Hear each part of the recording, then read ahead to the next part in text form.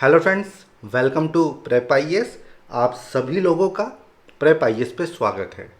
Friends, इस series में हम लोग daily answer writing sessions conduct कर रहे हैं एंड सिस्टम कुछ इस तरह से है कि Monday to Saturday daily 11 AM पे हम लोग 2 क्वेश्चंस पोस्ट करते हैं। कहाँ पर? हमारे टेलीग्राम चैनल पे एंड यूट्यूब कम्युनिटी पे। और आपसे उम्मीद करते हैं, आपसे एक्सपेक्ट करते हैं कि आप उन दोनों ही क्वेश्चंस को अटेम्प्ट करेंगे। उसके बाद नाइट में उन दोनों क्वेश्चंस का हम लोग डिस्कशन करते हैं एंड आपको मॉडल आंसर्स भी हम लोग प्रोवाइड करवा रहे हैं। जहाँ तक संडे की बात है तो संडे को हम लोग ऐसे राइटिंग सेशंस कंडक्ट कर रहे हैं। अब देखिए, ये जो क्वेश्चंस आप अटेम्प्ट करते हैं, जो ऐसे आप अटेम्प्ट करते हैं, इसको पीयर इवेल्युएशन के लिए आप सबमिट कर सकते हैं। कहाँ पर? हमारा टेलीग्राम चैनल है प्रेप आईएएस पीयर इवेल्युएशन, ठीक है। तो इस ग्रुप में आप सबमिट कर सकते हैं पीयर इवेल्युएशन के लिए।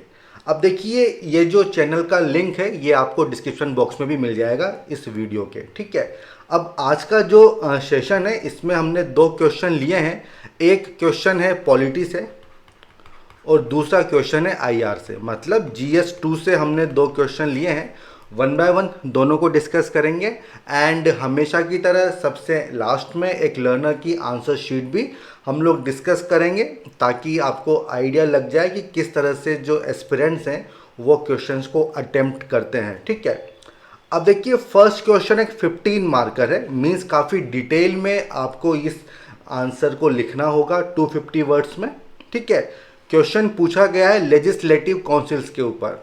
अभी देखिए, लेजिस्लेटिव काउंसिल्स काफ़ी न्यूज़ में थी क्योंकि वेस्ट बंगाल गवर्नमेंट ने इसका प्रपोजल दिया है, ठीक है। तो लेजिस्लेटिव काउंसिल्स न्यूज़ में है, क्वेश्चन आ सकता है प्रीलिम्स में भी एंड मेंस में भी, ठीक है। तो ये चीज़ आपको ना अच्छे से याद रखनी होगी, इसको समझना होगा।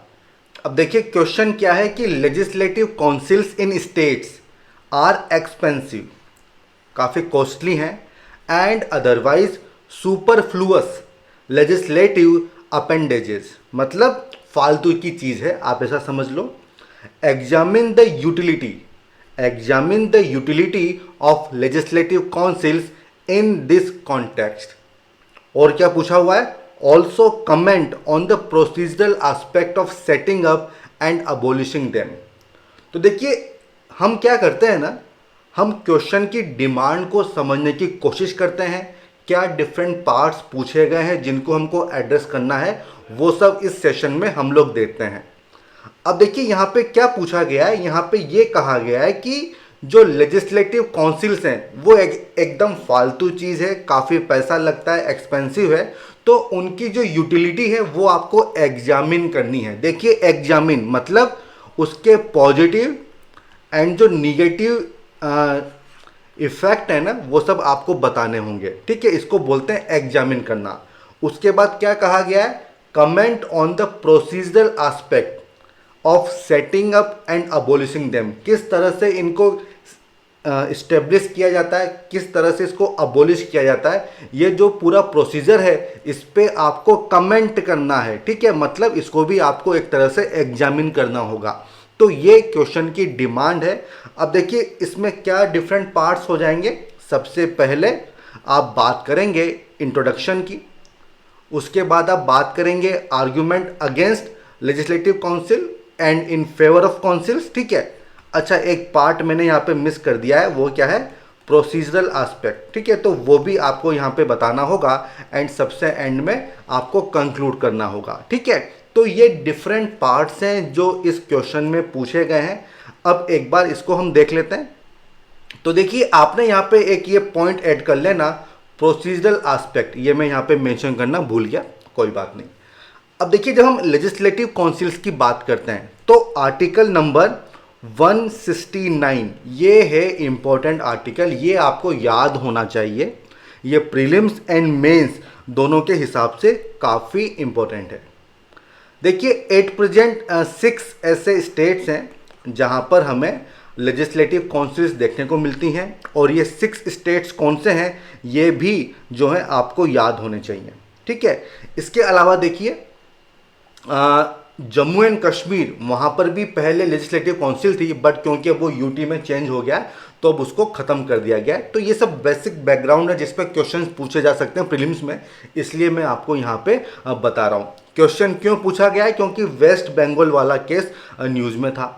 अब देखिए जब बात आती है इंट्रोडक्शन की, तो ये जो आर्टिकल 169 है, तो 169 से ही आपको शुरुआत करनी चाहिए। देखिए पॉलिटी में देखिए हमेशा ध्यान रखिएगा, अगर क्वेश्चन जो पूछा गया है उससे रिलेटेड कोई आर्टिकल है तो वो आर्टिकल नंबर और उसमें क्या मेंशन है ये आपके आंसर में होना चाहिए, और अगर आप उससे इंट्रोड्यूस करते हैं तो बहुत अच्छा इंट्रोडक्शन माना जाएगा। ठीक है, तो आर्टिकल 169 आपको लिखना होगा। देखिए ये जो आर्टिकल 169 है ये पूरा प्रोसेस बता रहा है कि किस तरह से जो लेजिस्लेटिव काउंसिल्स हैं उनको आप इस्टेब्लिश कर सकते हो, किस तरह से उनको आप हटा सकते हो। ठीक है, तो ये दोनों ही चीज़ें किस तरह से अबोलिश कर सकते हो, ये दोनों ही चीज़ें 169 में दी हुई हैं। देखिए प्रोसेस क्या होता है? प्रोसेस ये होता है कि जो स्टेट लेजिस्लेटिव असेंबली है, ठीक है, वो स्पेशल मेजोरिटी से एक रिजोल्यूशन पास करती है। अब ये स्पेशल मेजोरिटी क्या हो जाएगी?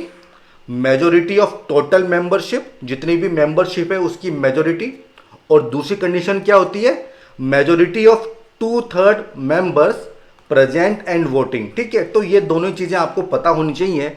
इस स्पेशल मेजोरिटी से जो स्टेट लेजिस्लेटिव असेंबली है वो रिजोल्यूशन को पास करेगी, वो जाएगा गवर्नर के पास, उसके बाद जाएगा पार्लियामेंट में। ठीक है, अब ये पार्लियामेंट के ऊपर डिपेंड करता है वो इस चीज़ को मानती है या नहीं मानती है, क्योंकि अगर आप आर्टिकल 169 को देखोगे तो वहाँ पे वर्ड यूज़ किया हुआ है पार्लियामेंट में, यहाँ पे शेल वर्ड यूज नहीं किया गया है, में वर्ड यूज किया गया। मीन्स पार्लियामेंट के ऊपर डिपेंड करता है, और पार्लियामेंट को कौन सी मेजोरिटी चाहिए?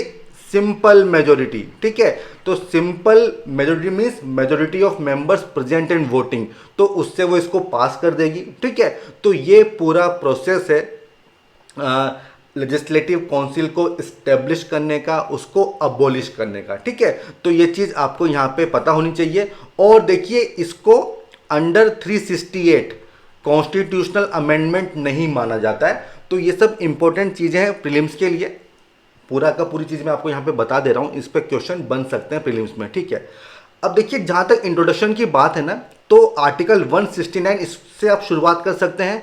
एंड देखिए आप यहाँ पे देख पा रहे होंगे कि अपर हाउस अगर हम देखें सेंटर में, तो वहाँ पे राज्यसभा है और यहाँ पे है लेजिस्लेटिव काउंसिल्स।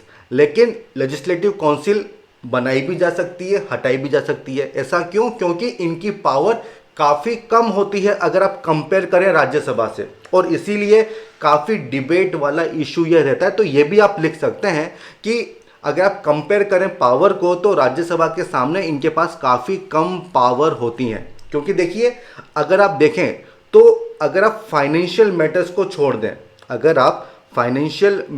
छोड़ दें, और जो अकाउंटेबिलिटी वाला जो मैटर होता है, नो कॉन्फिडेंस मोशन वगैरह हो गया, ठीक है, तो उसके अलावा राज्यसभा की इक्वल पावर्स होती हैं लोकसभा के सामने। लेकिन अगर हम बात करें लेजिस्लेटिव काउंसिल्स की, तो इनके पास कुछ पावर नहीं है। जो लेजिस्लेटिव असेंबली है उनको ओवर राइडिंग पावर्स दी हुई हैं। ये एट मैक्स क्या कर सकते हैं?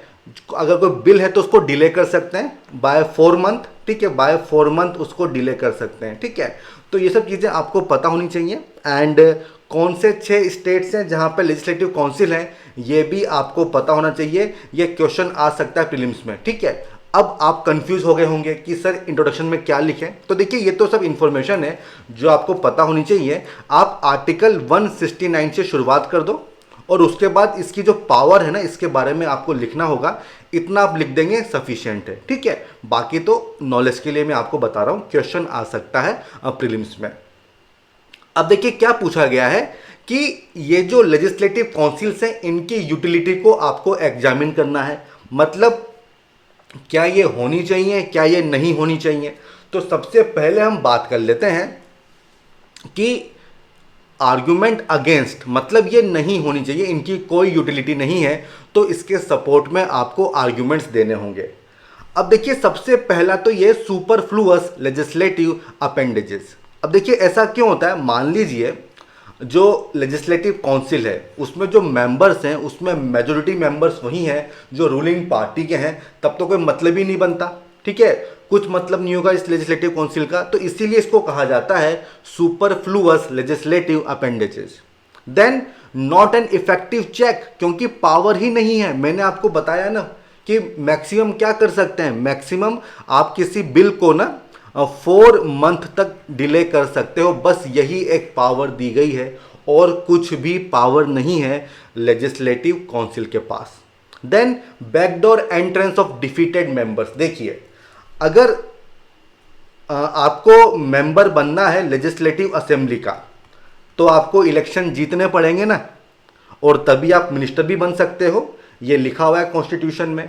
बट मान लो अगर आप इलेक्शन हार गए तो क्या करें, तो वही बात जो राज्यसभा में आती है वही चीज़ यहाँ पर भी एप्लीकेबल है, और इसीलिए लेजिस्लेटिव काउंसिल की इंपॉर्टेंस ज़्यादा हो जाती है, क्योंकि जो नेता जो पॉलिटिशियन इलेक्शन हार जाते हैं या इलेक्शन में पार्टिसिपेट नहीं करना चाहते हैं, अगर उनको आपको मिनिस्टर वगैरह बनाना है तो एक तरह से बैकडोर एंट्री मिलती है लेजिस्लेटिव काउंसिल से। और देखिए वेस्ट बंगाल अभी आप देख सकते हैं कि जो वहाँ की सीएम है वो इलेक्शन हार गई हैं, तो अब उनको फिर से मेंबर तो बनना ही है, तो सारी तरह के दाव पेच खेले जा रहे हैं। Then costly institution.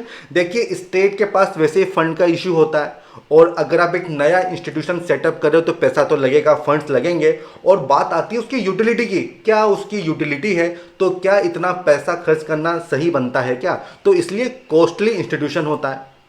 Then heterogeneous chamber, ये एक इंपॉर्टेंट पॉइंट है।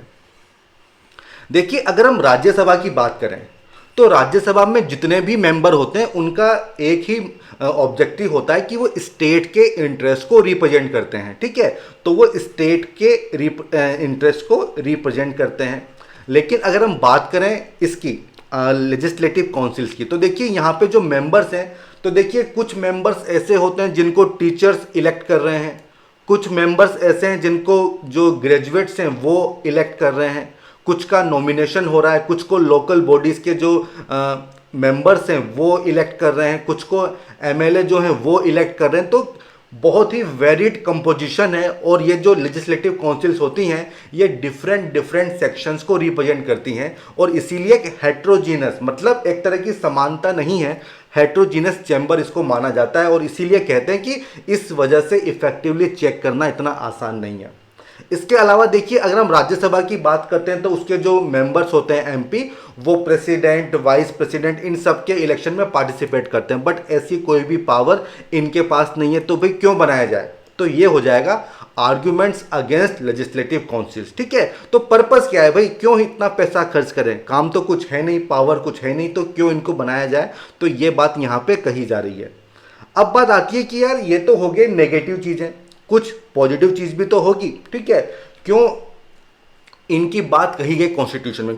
तो देखिए हम एक डेमोक्रेटिक कंट्री हैं और हम चाहते हैं कि जब भी कोई लेजिस्लेशन पास हो तो वो जल्दबाजी में ना हो, ठीक है, उस पर प्रॉपर डिस्कशन हो, डिबेट वगैरह हो, ठीक है, तो इसलिए ना इसको बनाया गया था, ये प्रोविजन रखा गया था लेजिस्लेटिव काउंसिल्स का कि अगर कोई हेस्टी लेजिस्लेशन है तो उसको आप रोक सको, ठीक है, आप 4 मंथ तक उसको डिले कर सकते हो, उस पर डिबेट वगैरह कर सकते हो, ठीक है, तो जो भी उसमें इश्यूज हैं उसको आप सरफेस पे ला सकते हो। इसके अलावा देखिए जो एक्सपर्ट्स होते हैं, जो टैलेंटेड पर्सन्स होते हैं जो कि इलेक्शन वगैरह में पार्टिसिपेट नहीं करना चाहते हैं, अगर आपको उनको अकोमोडेट करना है तो उसके लिए लेजिस्लेटिव काउंसिल्स काफ़ी अच्छी होती हैं। देन डिबेट वगैरह कर सकते हो, आप दोनों हाउस के बीच में वर्क को शेयर कर सकते हो, तो ये इनके पॉजिटिव पॉइंट्स हैं जो आपको यहाँ पे लिखने होंगे, ठीक है। देन डेस्पोटिक टेंडेंसी को आप रोक सकते हो, क्योंकि आप डिबेट करोगे, डिस्कशन वगैरह करोगे, अगर कोई गलत काम हो रहा है, ठीक है, तो आप उसको रेज कर सकते हो उस मैटर को, तो ये सब हो जाएंगे फेवर में, ठीक है।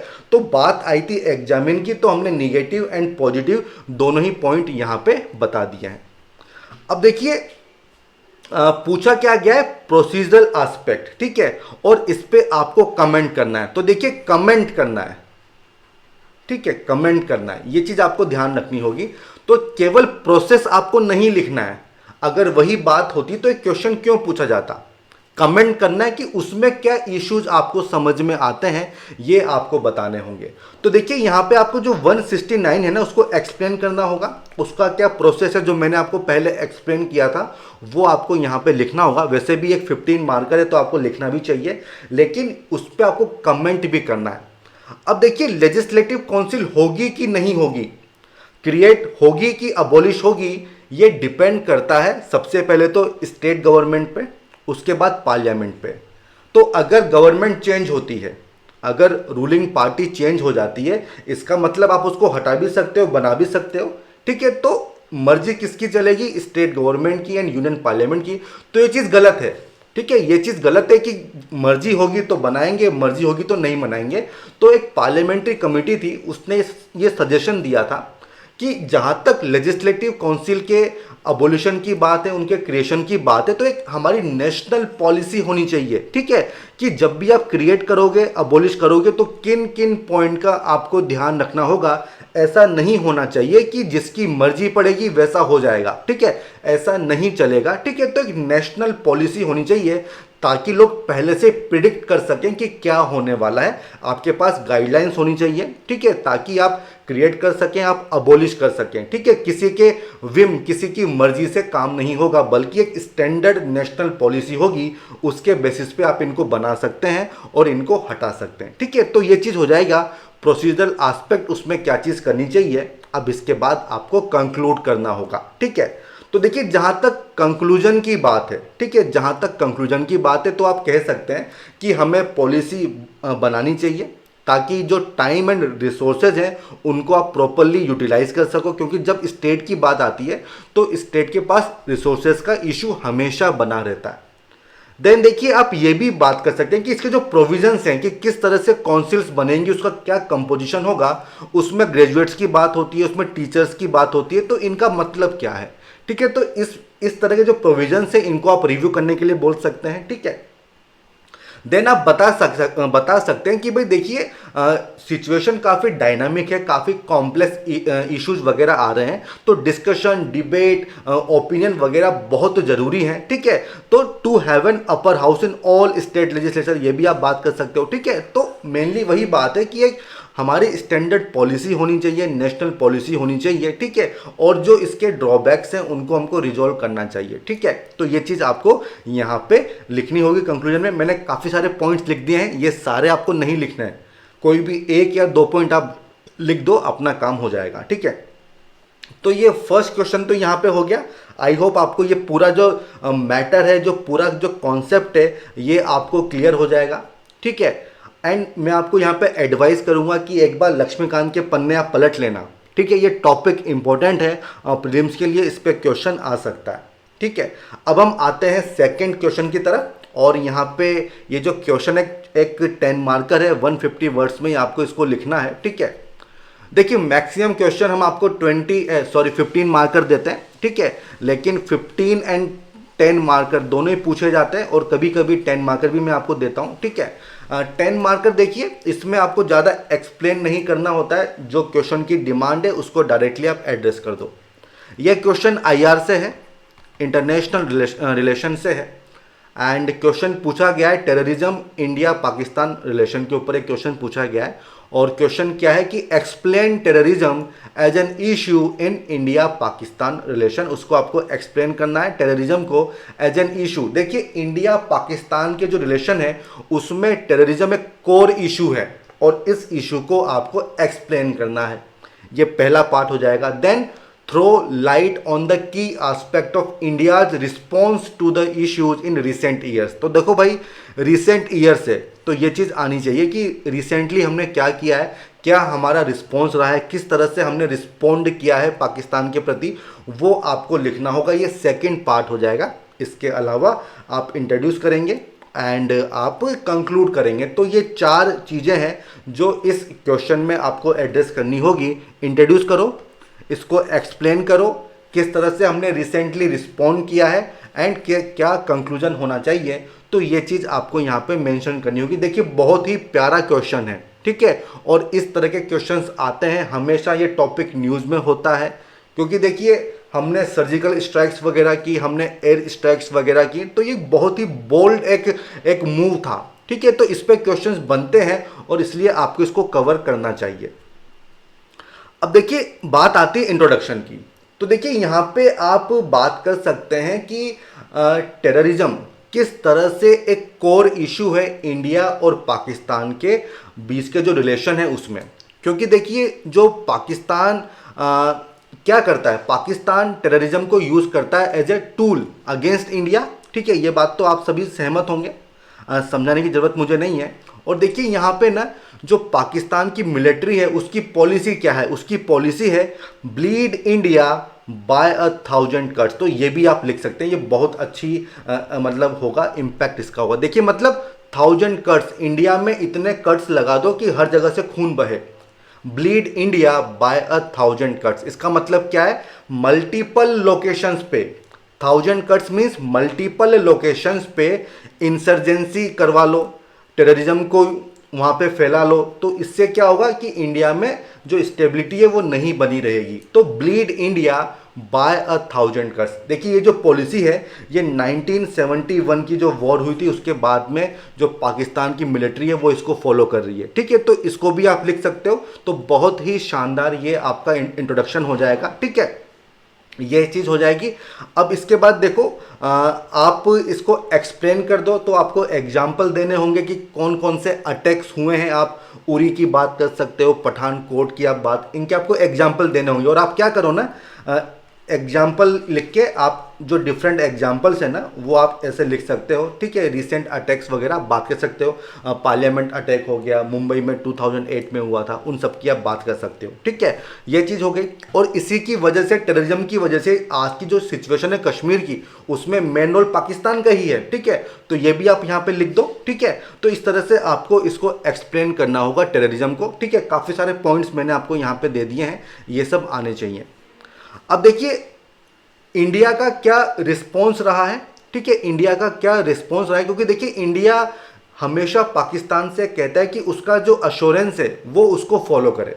और वो अश्योरेंस क्या था, not to allow the territory under its control, ताकि किसी भी तरह से एंटी इंडिया एक्टिविटी उसकी जो टेरिटरी है उससे न हो, ठीक है।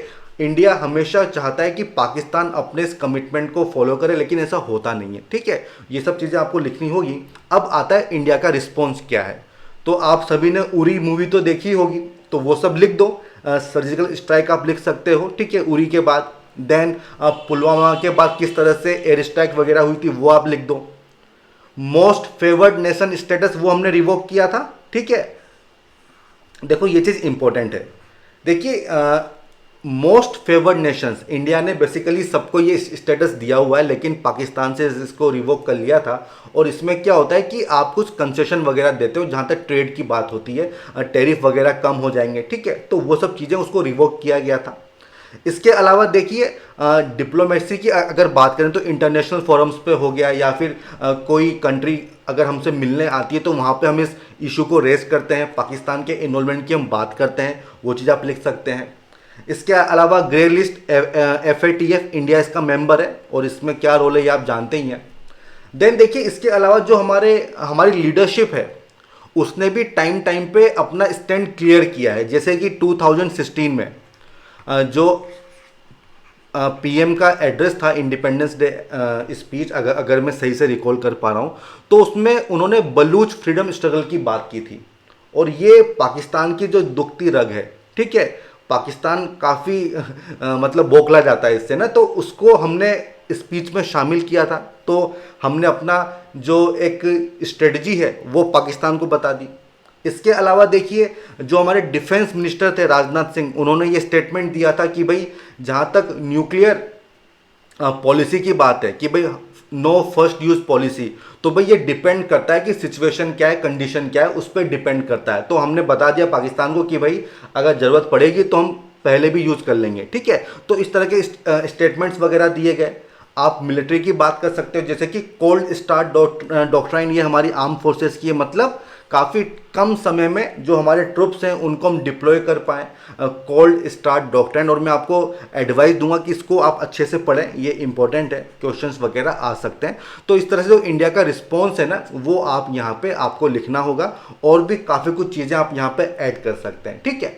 अब आता है कंक्लूजन। तो देखिए कंक्लूजन में जो सबसे शानदार कंक्लूजन होगा ना, वो होगा surgical strike and Balakot air strike. इसको आप लिख दो, ये बहुत ही शानदार कंक्लूजन होगा कि ये जो स्ट्राइक्स हमने की थी, तो हमने ये चीज़ बता दी पाकिस्तान को कि भाई हम जो हमारी सुपीरियर मिलिट्री कैपेबिलिटीज़ हैं उसको भी हम यूज़ करना जानते हैं, ठीक है। तो हमारी क्या पावर्स हैं ये हमने आपको बता दी। इसका मतलब क्या है कि अगर अब पाकिस्तान कोई टेररिस्ट अटैक प्लान करेगा तो वो 10 बार सोचेगा कि यार पता नहीं इंडिया वाले क्या कर दें, ठीक है। तो इससे शानदार कंक्लूजन कुछ नहीं होगा, बहुत ही शानदार कंक्लूजन है, ठीक है। तो इस तरह से आप इसको एंड कर सकते हो। एंड इसी के साथ जो हमारा सेकंड जो क्वेश्चन है ये भी यहाँ पे ख़त्म होता है। अब हम आते हैं हमारे अगले पार्ट की तरफ, ठीक है। एंड ये पार्ट क्या है, यहाँ पे हम एक लर्नर की आंसर शीट को डिस्कस करते हैं। अब देखिए पहला क्वेश्चन है लेजिस्लेटिव काउंसिल का, India is a federal state. अब देखो स्टेट जब लिखते हो ना तो एस कैपिटल आना चाहिए ना, स्मॉल स्टेट मत लिखो, स्मॉल एस मत लिखो, ठीक है। With A parliamentary form of government comprised of legislature of union and state levels, a state legislature can either. देखो ये अच्छा इंट्रोडक्शन नहीं है, मैं बार बार कहता हूँ पॉलिटी में अगर आपको आर्टिकल समझ में आता है ना तो आर्टिकल से शुरुआत कर दो, उससे अच्छा इंट्रोडक्शन कोई होगा ही नहीं।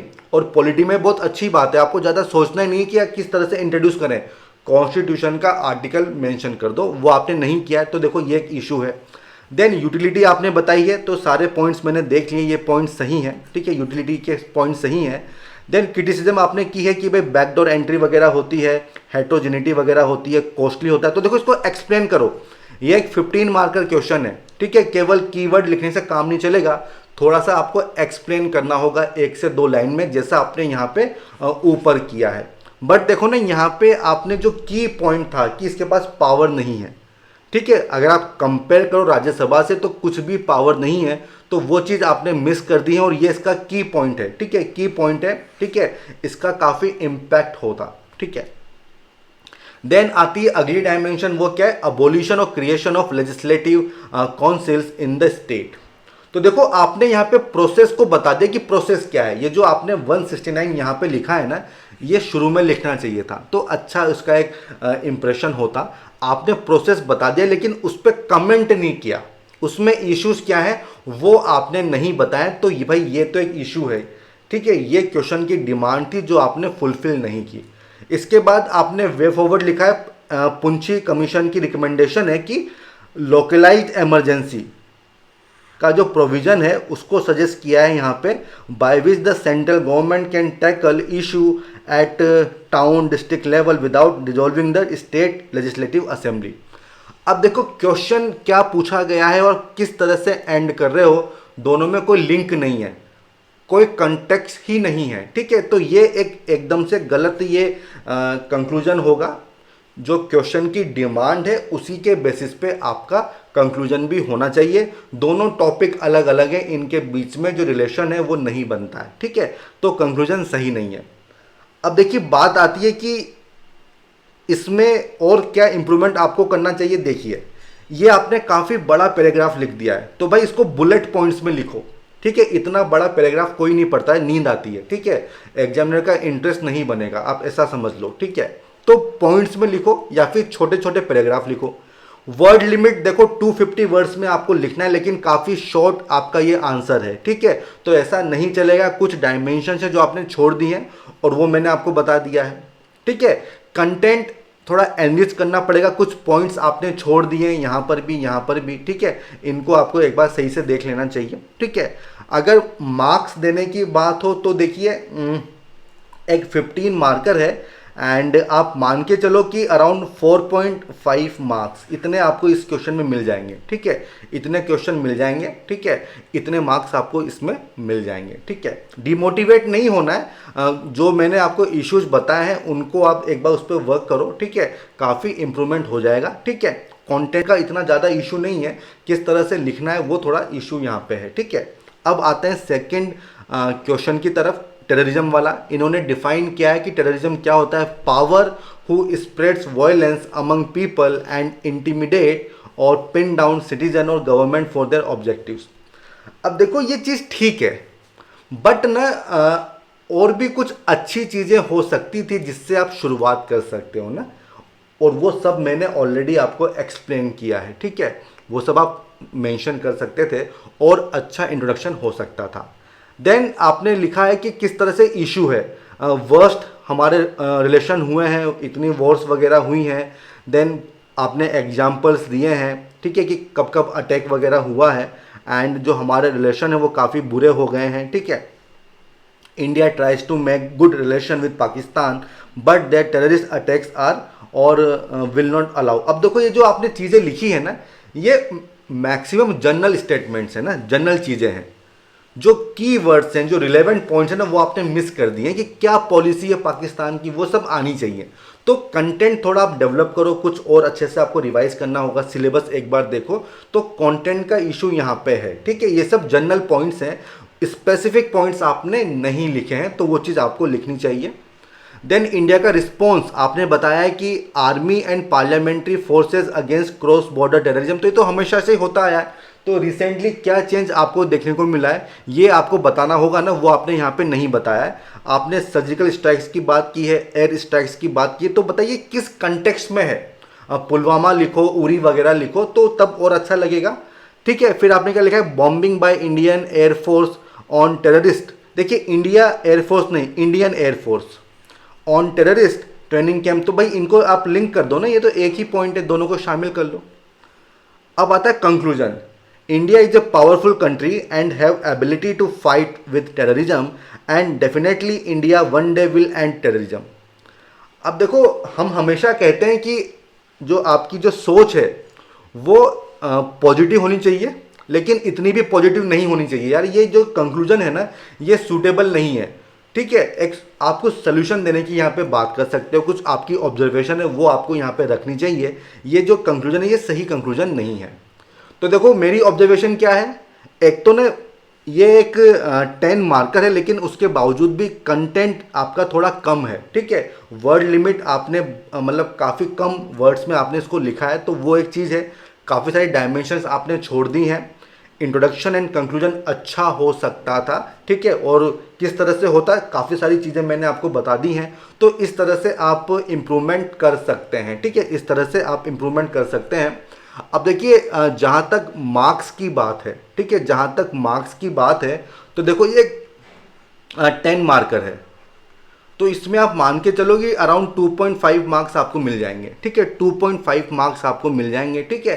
तो और आपको इम्प्रूव करना है, किस तरह से कंटेंट थोड़ा अच्छा होना चाहिए, जो स्पेसिफिक पॉइंट्स हैं, जो रिलेवेंट पॉइंट्स हैं वो और आने चाहिए, ठीक है। बाकी जो भी पॉइंट्स हैं ये ऑलरेडी मैं आपको बता चुका हूँ। तो देखो इसी के साथ ना ये जो हमारा आज का सेशन है इसको हम कंक्लूड करते हैं। आई होप आपको पसंद आया होगा।